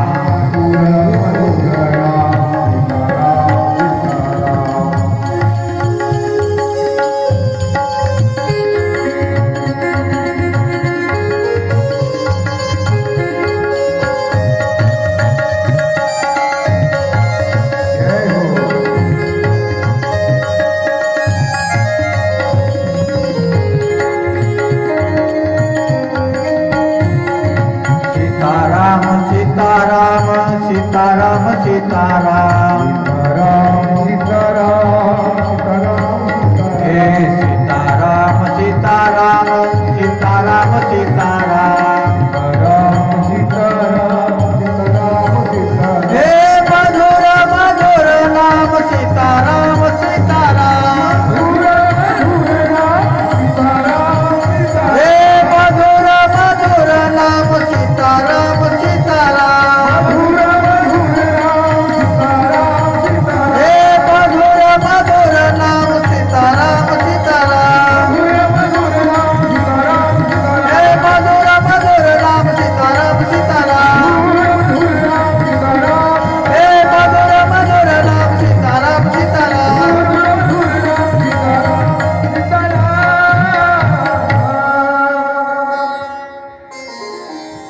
गंगा नदीच्या काठावर निषादपती गुह यांच्यासोबत प्रभू रामचंद्राची भेट होते. गुह महाराज भगवंताचं स्वागत करतात आणि त्यांच्या झोपडीमध्ये भगवान थांबतात. संध्याकाळची वेळ आहे आणि झोपलेले असताना प्रभू रामचंद्राची सेवा करता करता लक्ष्मण महाराज थांबलेले आहेत. प्रभू रामचंद्र आणि ते झोपलेले आहेत आणि त्यांचे झोपलेलं पाहिल्यानंतर गुह महाराज जे होते ते गुह महाराज कैकेयीला दोष देऊ लागले. तेव्हा गुह महाराज आणि लक्ष्मण महाराज यांचा संवाद झाला. त्याला रामायणाचे अभ्यासक लक्ष्मण गीता असं म्हणतात. त्याच्यामध्ये दोन गोष्टी फार सुंदर सांगितलेल्या आहेत. जागे कोण आहेत आणि परमार्थ कशाला म्हणतात या दोन गोड व्याख्या आहेत. कोण जागे आहे बघा, चौपाई लक्ष्मण महाराजांच्या मुखामधली आहे. जानिए तबही जीव जग जागा, जब सब विषय विलास विरागा. तो जीव जागा आहे. कोणता जीव जागा आहे? सगळे विषय विलास याच्याविषयी वैराग्य ज्याच्या अंतःकरणामध्ये निर्माण झालेला तो जीव जागा आहे. विषयाचं सेवन करू नये असं नाही, विहित मार्गाने करावं, पण त्याच्यामध्ये आसक्ती नसावी.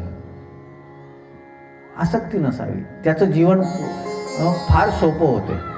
तुमची आसक्ती वाढली ना तर मग त्या विषयाविषयी प्रेम वाढते आणि बाकीच्या विषयाविषयी तिरस्कार निर्माण होतो. आणि मग अशानं काय होते, तो विषय मिळाल्यानंतरच माणसाला बरं वाटते आणि तो विषय जर नाही मिळाला तर बरं वाटत नाही.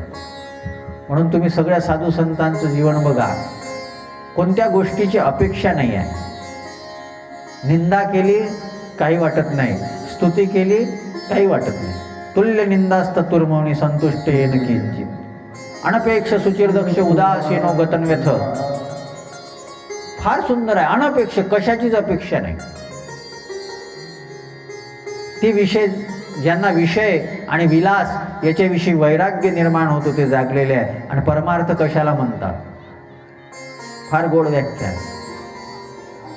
सखा परम परमार्थ येऊ, मन क्रम वचन रामपद नेऊ. ही व्याख्या आहे परमार्थाची. केवळ गंध लावणं म्हणजे परमार्थ नाही, केवळ माळ घालणं म्हणजे परमार्थ नाही, केवळ देवाच्या मंदिरामध्ये जाणं म्हणजे परमार्थ नाही. परमार्थ कशाला म्हणतात? गोस्वामी तुलसीदास महाराजांनी लक्ष्मण महाराजांच्या मुखातून गोड व्याख्या सांगितली. लोक म्हणतात ना काही परमार्थ वगैरे करत जा, परमार्थ वगैरे करत जा. काय कशाला म्हणतात परमार्थ? काही लोक म्हणतात देवधर्म करत जा, देवधर्म करत जा. काय मंदिरात जाणं देवधर्म झाला का? मंदिरात जायचं बाकी बाहेर चुकीचं वागायचं देवधर्म आहे? नाही.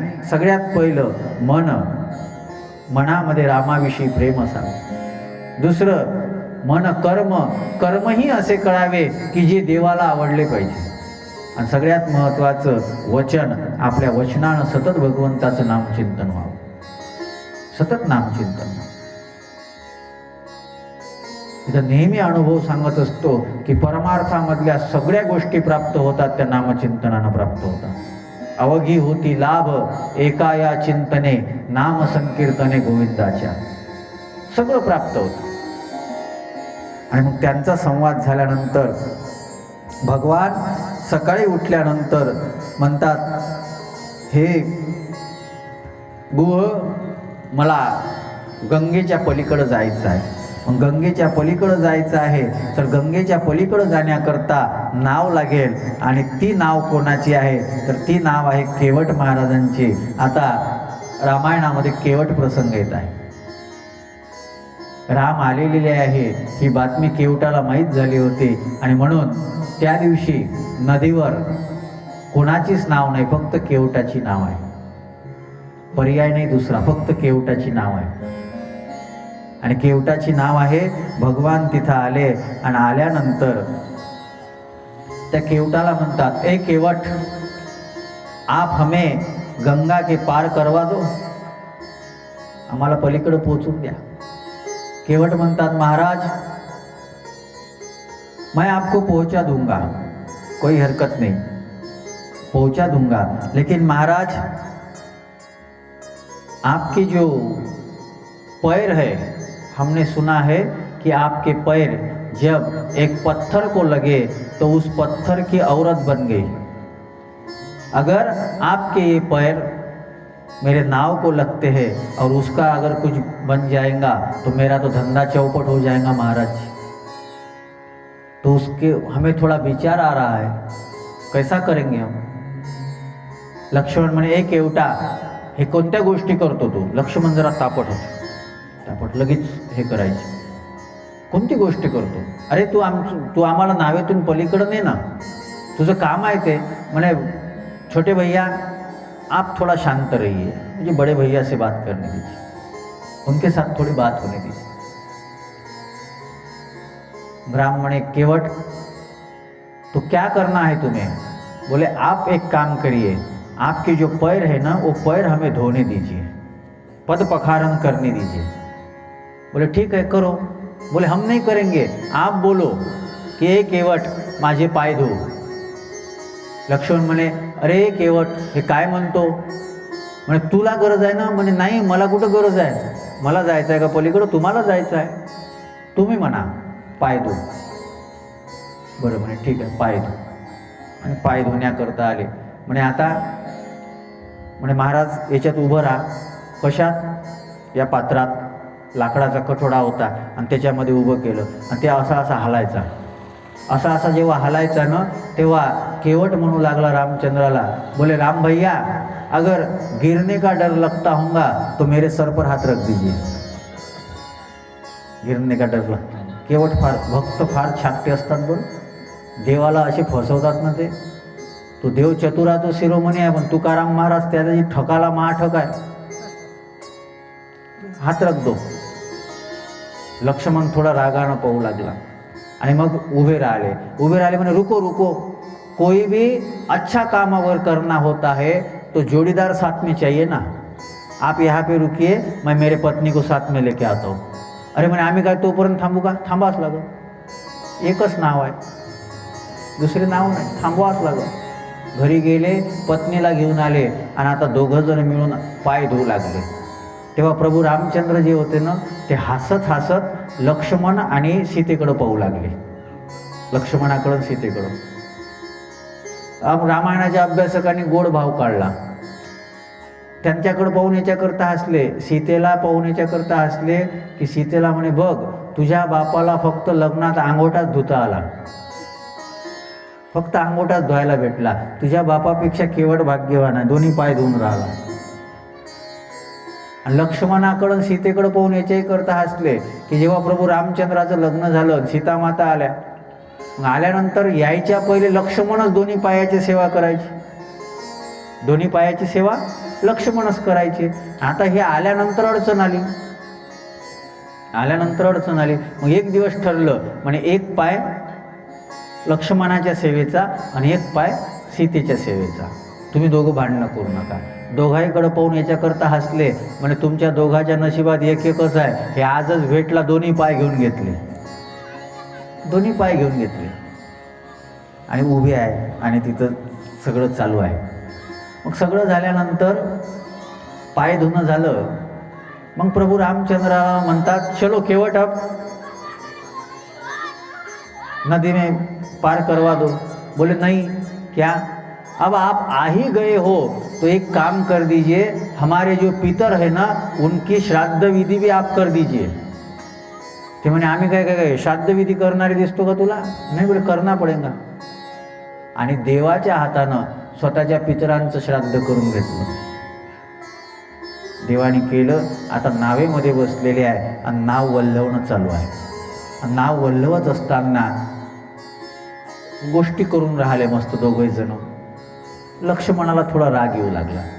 मधात नाव आली आणि केवटानं तिथच्या तिथंच फिरवणं चालू केली, तिथंच फिरू लागलं, पलीकडं नेत नव्हता. राम म्हणू लागले, बोले केवट ये नाव आप पहले तीर पर क्यों नहीं लेके जाते? बोले महाराज जी थोड़ा घूम लेंगे यहाँ पे. अरे मुझे जल्दी जाना है ना. बोले थोड़ा घूम लेंगे. लक्ष्मण म्हणतो, ए केवट तू आम्हाला इच्छा इथं फिरवतो, नाव पलीकडं का नेत नाही? बोले छोटे भैया आप बहुत क्रोध से बात करते हो, थोड़ा धीरे बात करो, इतने क्रोध से बात मत करो. बोले आपको ज़रूरत है, आप मेरे नाव में बैठे हो और आप मुझ पर ही क्रोध हो कर रहे हो. राम म्हणू लागले, अरे केवटा आम्हाला पलीकडं जायचं आहे, उतरायचं आहे आणि म्हणे तू इच्छा इथं फिरून राहिला. केवट म्हणे राम प्रभू तुम्ही आम्हाला 84 लक्ष योनीमध्ये फिरवता तेव्हा आम्हाला काय वाटत असं, तुम्हाला थोडंसं इच्छा इथं फिरवलं तर सहन नाही झालं, आमची काय गती होत असेल. राम म्हणे मग बदला घेतं का, इच्छा इथं फिरव. शेवटी नाव पहिलं तीरावर आली आणि पहिलं तीरावर आल्यानंतर प्रभू रामचंद्र उतरले, सीतामाता उतरल्या आणि लक्ष्मण महाराज उतरले. केवट महाराज हात जोडतात.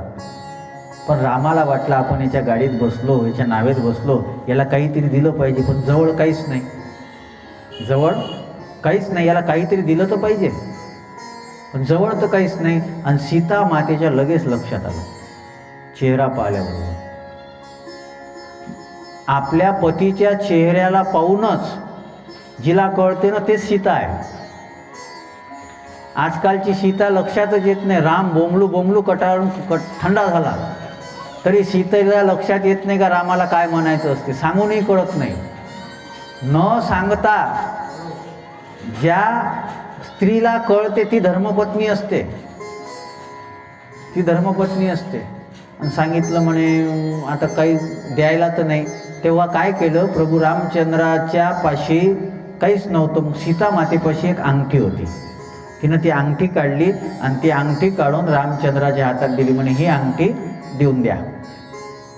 आणि केवटाला ती अंगठी देतात. तेव्हा केवट म्हणतो, म्हणे स्वामी राम जी मुझे नहीं चाहिए.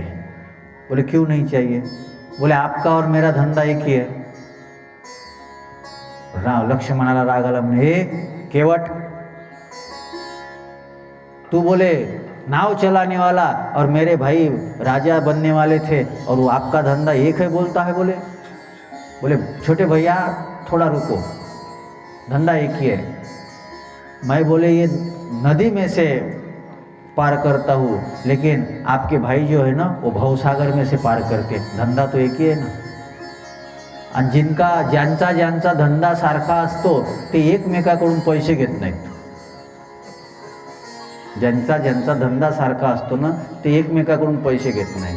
कोणताही हॉटेलवाला दुसऱ्या हॉटेलवाल्यापाशी गेला तर ते चहाचे पैसे घेत नाही.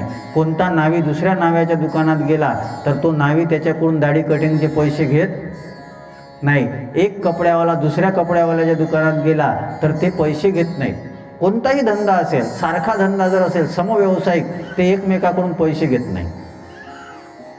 एक महाराज दुसऱ्या महाराजाच्या घरी गेला तर आम्ही कोणालाच सोडत नाही, कारण की आमच्या ह्याच्यात चालत नाही ते, कारण की हा धंदा थोडी आहे. समव्यावसायिक पैसे घेत नसतात आणि म्हणून आपला धंदा एक आहे, पैसे नका घेऊ. अरे म्हणे केवट काहीतरी घे, म्हणे स्वामी द्यायचं असेल तर एकच दे जा. 14 वर्षानं जेव्हा परत याल ना तेव्हा मला सोबत घेऊन चाला. आणि केवट महाराजांना आशीर्वाद दिला आणि भगवान समोर जातात. समोर गेल्यानंतर प्रयाग क्षेत्रामध्ये पोहोचलेले आहे आणि प्रयाग क्षेत्रामध्ये गुह महाराजांना वापस पाठवलं.